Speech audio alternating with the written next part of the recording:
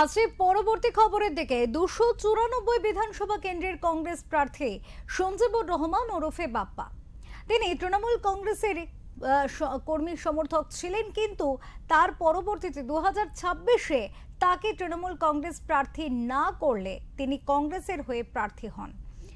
এই মুহূর্তে আমরা কথা বলবো এই বিষয় নিয়ে। আমাদের সাথে রয়েছেন আমাদের প্রতিনিধি সঞ্জয় মাঝি। কথা বলবো সঞ্জয়ের সাথে সরাসরি। সঞ্জয়, এই বিষয়ে কথা বলতে গেলে 294 বিধানসভা কেন্দ্রের এই মুহূর্তে কংগ্রেস প্রার্থী সঞ্জীবুর রহমান ওরফে বাপ্পা মোরারই বিধানসভা, সেখানে যে ইতিহাস, সেই ইতিহাসও আমরা সকলেই জানি, কিন্তু পরবর্তীতে দল বদল করে কংগ্রেস প্রার্থী হয়েছেন তিনি। এই বিষয়ে জানবো বিস্তারিত তোমার কাছ থেকে।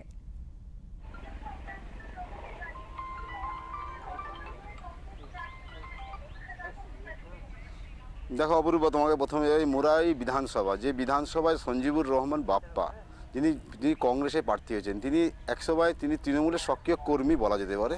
কারণ হচ্ছে ওনার বাবা এখানে প্রার্থী ছিলেন, মানে ধরো তৃণমূলের প্রথম সারি বা লগ্ন থেকে তৃণমূল কংগ্রেসকে মোরাই বিধানসভা কেন্দ্রে তারা তো তৈরি করেন, এক কথায় বলা যায়। এবং তিনি যখন প্রার্থী 2014 থেকে 2021 সাল পর্যন্ত উনি প্রার্থী ছিলেন, কিন্তু 2021 সালে ওনার বাবাকে আবার টিকিট এখানে দেওয়া হয়েছিল। কিন্তু হঠাৎ ওনার মৃত্যুতে তিনি, তার পরিবার শোভাহত হয়, এখানে প্রার্থী বদল করা হয়। কিন্তু স্থানীয় মানুষ বা এই বিধানসভার মানুষ চেয়েছিলেন ওনার স্ত্রী বা ওনার ছেলে বা সঞ্জীবুর রহমান ওরফে বাপ্পাকে টিকে হোক। কিন্তু তৃণমূল কংগ্রেসকে ওনারা ভালোবাসা এবং তৃণমূল কংগ্রেস টান, তার প্রতি তারা তৃণমূল কংগ্রেস থাকেন। কিন্তু 2026 সালে আবার বিধানসভা ভোটে স্থানীয় মানুষ চেয়েছিলেন বাপ্পা, যে ভূমিপুত্র বা এখানকার মানুষের মানে একদম ছেলে, তাকে টিকিট দিতে। কিন্তু তৃণমূল কংগ্রেস হয়তো এই গুরুত্বটা না বুঝতে পারায় এক প্রকার এখানকার বিধানসভা মানুষের অনুরোধে বা বলা যেতে পারে এখানকার মানুষ মেনে নিতে পারেনি। কি হয় না কিছু অঞ্চলে, যে অঞ্চলে দেখা যায় বিধানসভা কেন্দ্রে প্রার্থীটাই বড় গুরুত্বপূর্ণ বিষয়, সেখানে দল বা রাজনৈতিক হয় না। তিনি কংগ্রেসে আসেন এবং কংগ্রেসে হয়ে তিনি এখানে বিধানসভায় জানেন। এখানে প্রতিটা মানুষে আমরা সকাল থেকে যেমন দেখলাম, কথা বললাম, জানতে পারলাম তাদের কথা, যে ঘরের ছেলে আমাদের প্রার্থী হলে তাহলে আমাদের দুঃখ দুর্দশা, আমাদের গ্রামে যে উন্নয়ন যে থমকে আছে সেটা হওয়া প্রয়োজন। নিজের ঘরের ছেলেকে তাই তারা পছন্দ করে কংগ্রেস প্রার্থী মনোনীত করে মনে করে। এখন আছেন আমাদের সঙ্গে বাপ্পাদা সঞ্জীবুর রহমান, ওনার সঙ্গে কথা বলবো এবং জানবো। নমস্কার দাদা, ওঙ্কার বাংলা। নমস্কার দাদা, আপনি প্রার্থী হয়েছেন কংগ্রেসের, হ্যাঁ, তৃণমূলের পরে ছেড়ে, মানে তৃণমূলের ঘর মানে থেকে একদম কংগ্রেসের প্রার্থী, কতটা কঠিন লড়াই? দেখুন, ব্যাপারটা বলি যে আমাদের তৃণমূল কংগ্রেসের যে সংগঠনটা তৈরি হয়েছিল মেনলি আমাদের 2013 সাল, 2011 সাল থেকে 2011, 13 এবং 2016, তখন 2016তেও যে বিধানসভা নির্বাচনটা হয়েছিল সেটাতেও কিন্তু খুব সংগঠন আমাদের স্ট্রং ছিল না। কিন্তু আমাদের এখানে যারা কর্মীরা ছিলেন, ব্লক সভাপতি থেকে শুরু করে অঞ্চল সভাপতি এবং আমার বাবা বিধায়ক হিসেবে, এই সংগঠনটাকে প্রচণ্ড শক্তিশালী এবং মজবুত করেন। মানুষের কাছে কাছে যান, মানুষের সংস্পর্শে থাকেন। কিন্তু 2021 সাল থেকে যখন আমার বাবা চলে গেলেন, মারা গেলেন, তারপরে যিনি বিধায়ক হলেন ডক্টর মোশাররফ হোসেন, উনি জনসংযোগ রাখেননি, মানুষের সঙ্গে মানুষের সম্পর্ক যেটা নিবিড় সম্পর্ক সেটা রাখেননি। ইভেন দলের সঙ্গেও ভালো করে সম্পর্ক রাখেননি এবং সম্মান দেননি মানুষকে এবং দলের কর্মীদেরকে। তার জন্য তাকে নিয়ে মানুষের মধ্যে বিক্ষোভ রয়েছে। আর যেটা বলছেন কঠিন লড়াই, এটা কোনো কঠিন লড়াই বলে আমরা মনে করছি না। কেন, আমরা ওখানে প্রত্যেকে সাধারণ মানুষ থেকে শুরু করে দলের কর্মীরা অপমানিত হয়েছি, লাঞ্ছিত হয়েছি। আর সেই অপমানের জায়গা থেকে আমাদের অন্য দলে আসা এবং প্রার্থী হওয়া, জনগণের আওয়াজ শুনেই, তাদের দাবি মেনেই। দেখুন, আমাদের কাছে মোরারই বিধানসভা জনগণটাই বড়, সুতরাং এখানে যেটা মানুষের যখন সমর্থন এতটা রয়েছে তখন লড়াই কঠিন হবে না, আমরা খুব সহজেই জয়লাভ করব। দেখো অপরূপা, যেমনটা বললেন সঞ্জীবুর রহমান বাপ্পাদা, যিনি জানালেন যে দল বা কালার এখানে বড় কথা নয়, সাধারণ মানুষ, যে মানুষের বার্তা এবং মানুষের বার্তায় তিনি সাড়া দিয়ে তিনি প্রার্থী হয়েছেন। যেমন দেখা যায় তবুও শাসক দলের পক্ষ থেকে একটা তো চাপ থাকে, যেমন চাপ আজকে ওনার একটা বড় এখানে বিধানসভা কেন্দ্রে বড় একটা র্যালি প্রচার ছিলেন, কিন্তু এখানে রাজ্যের মুখ্যমন্ত্রী মমতা বন্দ্যোপাধ্যায় র্যালি হবে বলে যারা বিরোধী দল যেগুলো আছে তাদের সমস্ত রাজনীতির নীতি প্রোগ্রাম আজকে ক্যান্সেল করলেন প্রশাসনের পক্ষ থেকে। কিন্তু ভোটে বাকি আর হাতে গোনা কয়েকটা দিন, তার মধ্যে যে আজকে এত বড় একটা প্রচার, কোথাও মেরাই বিধানসভায় ছুটে আসতে হয়েছে মমতা বন্দ্যোপাধ্যায়কে, কারণ তারা জানেন বাপ্পা সঞ্জীবুর রহমান যে কতটা ওনাদের প্রতি প্রভাব। কেন আজকে ওনাকে মুখ্যমন্ত্রীকে ছুটে আসতে হচ্ছে এবং এই শেষ লগ্নে ওনাকে প্রচার করতে হচ্ছে। এখানে তৃণমূলের শক্ত গড় বলেই পরিচিতি, কিন্তু তার মধ্যে যে ঘরের ছেলেকে বাইরে চলে যাচ্ছে।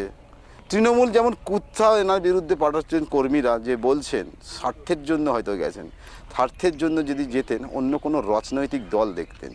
দল, জাতি, ধর্ম, বর্ণ ভেদাভেদ করবেন নাই বলেই আজকে তিনি এই কংগ্রেস দলে এসেছেন এবং সাধারণ মানুষের দেখা যাবে সেই চিত্র দেখাতে সন্তোষ দেখে এটা মন্দির, সেই মন্দিরে বাংলা অসংখ্য মানুষ, এই গ্রামের মানুষ তারা এসছেন কোনো প্রচার ছাড়াই, যে প্রার্থী এসেছে বাপ্পাদা এসছে পাড়ার ছেলে, ঘরের ছেলে। মোরা এই বিধানসভার কেন্দ্রে প্রতিটা মানুষ, এখানের প্রতিটা মানুষ আজকে এসেছে ওনার সঙ্গে কথা বলার জন্য।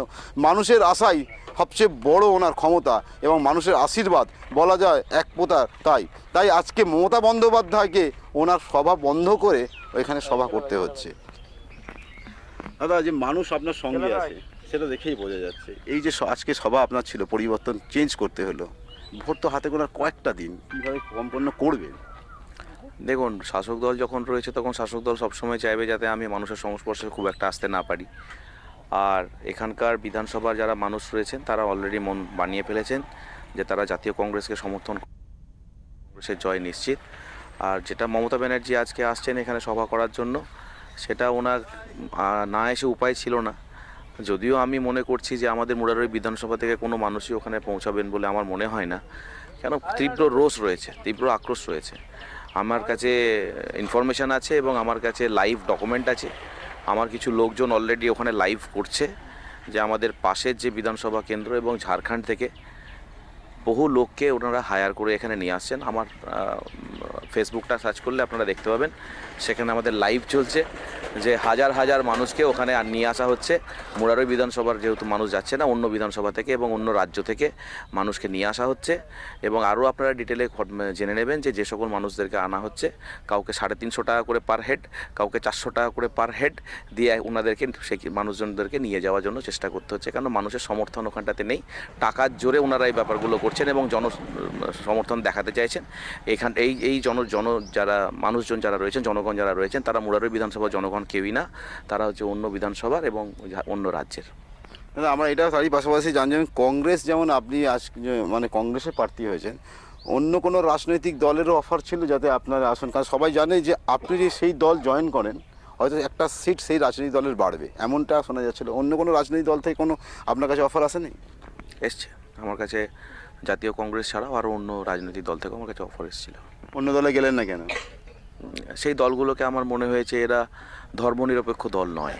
আমি জাতীয় কংগ্রেস দল হচ্ছে একটা সেকুলার পার্টি, একটা সম্মানীয় দল যেটা দীর্ঘদিন ধরে আমাদের ভারতবর্ষে রয়েছে, অল ইন্ডিয়া বেস্ট একটা সম্মানীয় দল। এবং এটা আমাদের ভারতবর্ষ স্বাধীন করতে গিয়ে যে ত্যাগ স্বীকার করতে হয়েছে, যে বলিদান দিতে হয়েছে, ভারতবর্ষকে স্বাধীন করার মূলেই তো ভারতীয় জাতীয় কংগ্রেসের একটা ভূমিকা রয়েছে।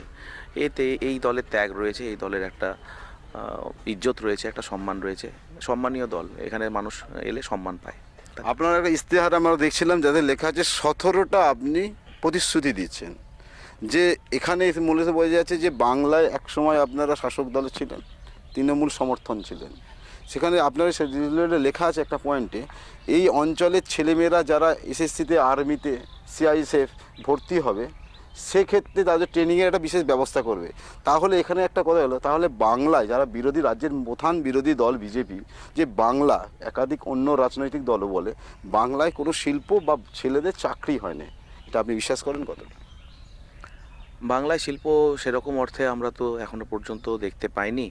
এই প্রচেষ্টা আমাদের মাননীয় মুখ্যমন্ত্রী শুধু আমার না, শুধু আমার দলের না, কোনো ধর্মের নয়, কোনো বর্ণের নয়, প্রত্যেকের জন্য হচ্ছেন মুখ্যমন্ত্রী। তো মুখ্যমন্ত্রীর যিনি ছিলেন বা যিনি আগামী দিনে হবেন, আমার দল থেকেও হতে পারে, অন্য দল থেকেও হতে পারে, তাদের দেখা উচিত যে এই কর্মসংস্থানের ব্যাপারটা বা ইন্ডাস্ট্রির ব্যাপারটা, যাতে করে কিনা আমাদের পশ্চিমবঙ্গে প্রচুর ইন্ডাস্ট্রি আসে, ভালো ভালো কোম্পানিগুলো এখানটাতে আসে, ভালো ভালো সফটওয়্যার কোম্পানিগুলো যেন এখানটাতে আসে, এবং এখানে যেন এমপ্লয়মেন্ট, যেটা আনএমপ্লয়েড যে মেয়েগুলো রয়েছে, শিক্ষিত মেয়েদের এখানে অভাব নেই, তারা যেন সেখানটাতে কাজকর্ম পায়, রুজি রোজগার যেন পায়, সেটা বেশি বেশি করে লক্ষ্য দেওয়া উচিত বলে আমার মনে হয়। মুরাই বিধানসভাতে অধিকাংশ বাড়িতে আমরা গিয়েছিলাম, কয়েকজন ফ্যামিলি আমাদের জানিয়েছেন যে যখন আপনার বাবা এখানকার বিধায়ক ছিলেন সেই সময় যে রাস্তাঘাট বা উন্নয়ন যে আবাসন হয়েছিল তারপরে তেমন কোনো উন্নয়ন হয়নি, তখন আপনি তৃণমূলে ছিলেন। এই কথাটা আপনি এমএলএ বা বিধায়কের সন্তান হিসাবে আপনি এই বিষয়টা উচ্চতর নেতৃত্বকে তখন জানিয়েছিলেন, জানাতেন? আপনাকেই বা কেন আপনাকেই বা চিঠি দিল না কেন? কি 2016 সাল থেকে 2021 সালের মধ্যে আমাদের মুরারই বিধানসভার মধ্যে যে উন্নয়নের ধারা চালু হয়েছিল তার ডকুমেন্টারি এভিডেন্স আপনারা পেয়ে যাবেন পিডব্লিউডি ডিপার্টমেন্টে জিজ্ঞাসা মানে গেলেই, পঞ্চায়েত অ্যান্ড রুরাল ডেভেলপমেন্ট ডিপার্টমেন্টে গেলে, বিভিন্ন ধরনের ডিপার্টমেন্টে। তখন 2016 সাল থেকে 2021 সালের মধ্যে সমস্ত রাস্তাঘাট নতুনভাবে তৈরি হয়েছিল, পুরো বিধানসভাটাকে সাজিয়ে দেওয়া হয়েছিল। কম বেশি প্রায় 500 থেকে 600 কোটি টাকার টেন্ডার হয়েছিল এখানে, 500 থেকে 600 কোটি টাকার টেন্ডার হয়েছে। এবং এই টেন্ডারগুলো তখন করার জন্যে আমার স্বর্গীয় পিতা আব্দুর রহমান সাহেব পিডব্লিউডি এবং পঞ্চায়েত দপ্তর সহ বিভিন্ন যে দপ্তরগুলো রয়েছে তাদের ওখানে যাওয়া এবং আসা এবং তদারকি করা এবং টেন্ডারগুলোকে ম্যাচিওর করানো বা টেন্ডারগুলোকে ইনভাইট করানো, সমস্ত বিষয়গুলোর লক্ষ্য দিয়েছিলেন বলে সমস্ত জায়গাগুলো রাস্তাঘাটগুলো সেজে উঠেছিল।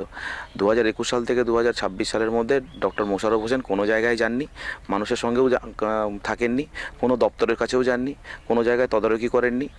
সেই রাজ্যে রাস্তাগুলো তৈরি হয়েছিল 10 বছর আগে, আজকে সেই প্রত্যেকটি রাস্তায় বেহাল দশা, ভগ্নপ্রায়। প্রত্যেকটা ডেভেলপমেন্টকে উনি নিজের হাতে নষ্ট করে দিয়েছেন। আমার বাবা যখন তৃণমূলে ছিলেন তখন কাজ করেছেন, আর উনি তৃণমূলে আসার পর বিধায়ক হয়ে সেই সমস্ত কাজগুলোকে নষ্ট করেছেন। তো একজন এমএলএর এটা দেখা উচিত, সে যে দলেরই থাকুক না কেন, সরকার জারি থাকুক না কেন, তার এলাকার উন্নয়ন করতে গিয়ে এমএলএ তো এতগুলো মানুষকে রিপ্রেজেন্ট করে, অ্যাসেম্বলিতে যায়, বিধানসভায় যায়। বিধানসভা মানে কি? বিধানসভায় মানে একজন এমএলএ একজন মুখ্যমন্ত্রীর ঘরে যেতে পারবে, কথা বলতে পারবে, মন্ত্রীর ঘরে যেতে পারবে, কথা বলতে পারবে, প্রিন্সিপাল সেক্রেটারি ঘরে যেতে পারবে, কথা বলতে পারবে, সেক্রেটারি ঘরে যেতে পারবে, কথা বলতে পারবে। তাহলে তাকে একজন এমএলএকে সেখানে যেতে হবে, যেখানে যেতে গিয়ে তদারকি করতে হবে এবং তাদের সঙ্গে কথাবার্তা বলতে হবে, মানুষের কষ্টের কথাটা বলতে হবে। এটা ডক্টর মোশাররফ হোসেন করতে পারেননি, মানুষের জন্য নয়, ডিপার্টমেন্টের জন্য নয়, তার জন্য বেহাল অবস্থা রয়েছে। আগামী দিনে আমি যদি এখানে এমএলএ হিসেবে উঠে আসবো, আমার জনসমর্থন রয়েছে, আমি সমস্ত দপ্তরে কথাবার্তা বলবো, চিফ মিনিস্টার যেই হোক না কেন, আমার দল বা অন্য দল, তাদের সঙ্গে কথাবার্তা বলবো, দরকার হলে প্রাইম মিনিস্টারের সঙ্গে কথাবার্তা বলবো, নিয়ে কাজ করার ব্যবস্থা করবো। একটা প্রশ্ন আপনার কাছে, শেষ প্রশ্ন, যেটা হচ্ছে ধরুন সরকার গঠন করার প্রত্যেক রাজনৈতিক দল বলছে আমরা সরকার গঠন করব। ধরো কোনো ক্ষেত্রে ধরুন যে দুটো রাজনৈতিক প্রধান শাসক দল এবং প্রধান বিরোধী দল সরকার গঠন করতে ক্ষেত্রে যদি কোথাও কংগ্রেসের প্রয়োজন হয় সমর্থনে, কোন দলকে আপনারা সমর্থন করবেন? এটা পার্টি হাইকমান্ড, রাহুল গান্ধীজি আমাদের মাথার উপরে রয়েছেন, প্রিয়াঙ্কা গান্ধীজি রয়েছেন, সোনিয়া গান্ধীজি এখনও আছেন, আমাদের পার্টির অল ইন্ডিয়া প্রেসিডেন্ট খাড়গেজি এখনও আছেন, আমাদের রাজ্যের প্রেসিডেন্ট আছেন শুভঙ্কর সরকার স্যার আছেন। তো পার্টি হাইকমান্ড এই ব্যাপারটা ডিসাইড করবেন। যদি আমাদের সঙ্গে আলোচনা করে মিটিং যদি করেন বা আমাদের মতামত যদি নেন, তাহলে পার্টির ভেতরে আমরা তখন আমাদের নিজস্ব মতামত জানাবো। ধন্যবাদ। যেমনটা উনি বললেন যে প্রয়োজন যখন হবে তার জন্য পার্টি সিদ্ধান্ত করবেন, তারই পাশাপাশি তিনি যেটার জন্য যথেষ্ট আশাবাদী এবং তিনি বলছেন পশ্চিমবঙ্গে মুখ্যমন্ত্রী যেই হোক না কেন, ওনার দলে বা যে কোনো দলেই হোক না কেন, কারণ যে উন্নয়ন যে বিধানসভা বা কনস্টিটিউশনের মধ্যে উনি আছেন তার উন্নয়ন হওয়ার প্রয়োজন, সেটা সময়ের জন্য অপেক্ষা করব, সেদিকে আমাদের সকলের নজর থাকবে। অপরূপা, অনেক ধন্যবাদ সঞ্জয়, তোমাকে অনেক ধন্যবাদ। আমাদের প্রতিনিধি সঞ্জয় মাঝে তিনি কথা বললেন সঞ্জীবুর রহমান ওরফে বাপ্পা, তিনি কেন তৃণমূল কংগ্রেস ছেড়ে কংগ্রেসে এলেন এবং তার রাজনৈতিক ভূমিকা কি, এই বিষয় নিয়ে কিন্তু তিনি জানালেন। পাশাপাশি তিনি জানিয়েছেন যে মানুষই সব, মানুষের জন্য কাজ করাই তার উদ্দেশ্য, তাই কিন্তু তার এই সিদ্ধান্ত।